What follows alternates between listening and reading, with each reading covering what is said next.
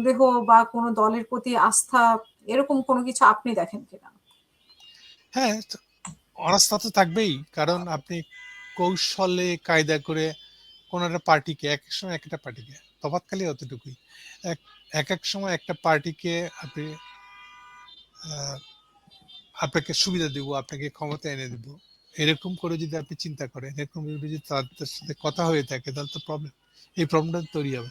আমি মনে করি প্রবলেমের একদম গোড়ায় আছে ইউনূস সাহেব নিজে।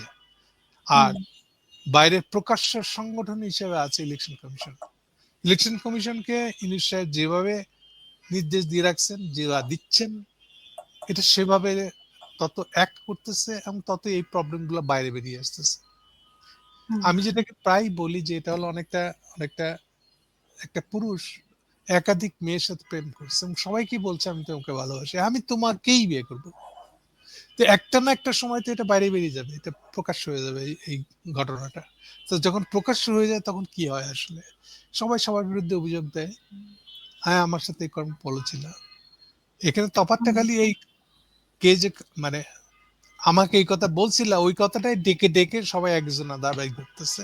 আর উনি কিন্তু এই কাজ ইউনূস সাহেব যেটা খুব দক্ষ সেটা হলো যখন তার কাছে যায় আবার একটা ফুসলানো, আবার একটা আশ্বাস বাক্য দিয়ে আবার তাদেরকে বাড়ি বেড়াতে, এইটাই হুম, এভাবে চলে আসতেছে। এবং কন্টিনিউয়াসলি আমি দেখছি গত ৩-৪ দিন ধরে এই খেলাটাই চলতেছে। যে আজকে সর্বশেষ ছিল এনসিপি, এবং আমি শিওর তার হাতেও একটা মোয়া ধরা দিয়ে তাকে পাঠায় দিবে। কিন্তু অলরেডি লক্ষ্য করতেছি এই মোয়া ধরান্ততে কাজ হচ্ছে না, এটাও বাইরে প্রকাশিত। হুম, সো বাইরের দিক থেকে দেখলে ইনস্টিটিউশন হিসেবে এটা ইলেকশন কমিশন, এটা খুবই মানে কি বলবো এটাকে, এটা মানে প্রকাশ্য অযোগ্যতা ইলেকশন কমিশনের। যেমন মনে করেন তখন তর্কটা কেন তৈরি হচ্ছে, হুম, আপনার দ্বৈত নাগরিকত্বের বিষয় দেখেন, কনস্টিটিউশন লেখা আছে দ্বৈত নাগরিকত্বকে অ্যালাউ করা হবে না। এক কথায় বলতে গেলে জনপ্রতিনিধি যে হতে চাইবে তার দ্বৈত নাগরিকত্ব থাকা চলবে না।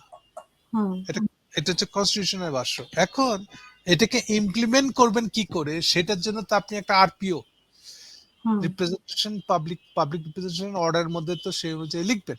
এখন আপনি স্পষ্ট করে লিখলেন না, ওখানে আপনাদের অজস্র সুযোগ চলে গেছে কিন্তু।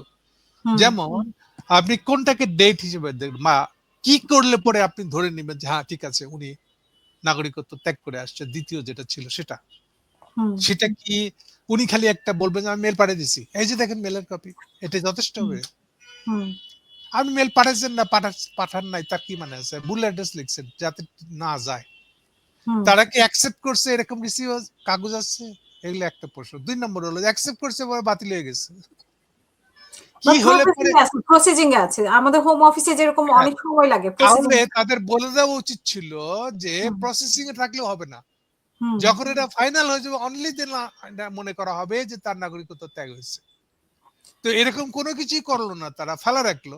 এখন একটার বেলায় বলতেছে না উনি চিঠি পাঠাইছেন ওটা যথেষ্ট।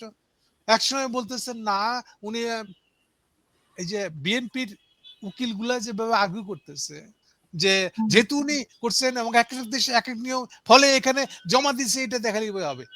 আমি শিওর এই উকিলে আরেক সময় বলবে যে না এটা গ্রহণযোগ্য না।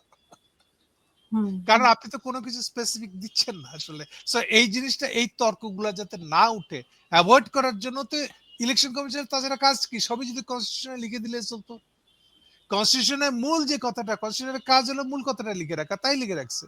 এখন ওটা ইমপ্লিমেন্ট করবে কি করে, তার জন্য আনুষঙ্গিক জিনিসপত্রগুলা, আনুষঙ্গিক আইনত জিনিসগুলা, নিয়ম কানুনগুলা আপনি বলে দিবেন না, স্টেপ গুলা আপনি বলে দিবেন না, তাহলে ইলেকশন কমিশনার বানার দরকার কি?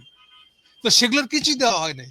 তারপরে এখন বিতর্কের এই সুযোগ নিয়ে আপনি এবার যেটা এনসিপি সুবিধা পায় সেটাকে বন্ধ করতেছেন, আর যেটা হয়তো বিএনপি সুবিধা পায় সেটাকে রাখতেছেন।